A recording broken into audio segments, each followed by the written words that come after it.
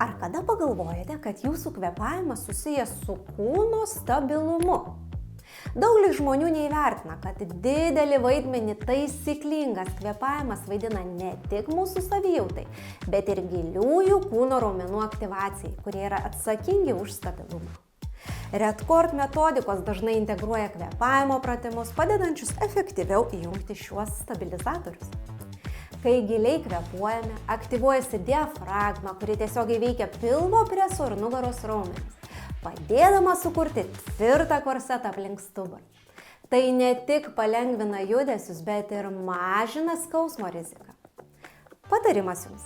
Atsisėskite patogiai ir pabandykite įkvėpti taip, kad jaustumėte pilvo kilimą, o ne tik krūtinės.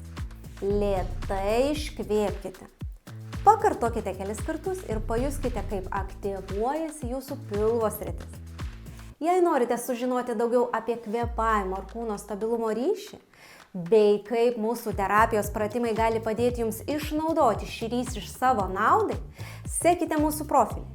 O jei jaučiate, kad jums reikia individualaus plano, padėsiančio atkurti stabilumą ir sumažinti skausmą, mūsų komanda yra pasiruošusi jums padėti.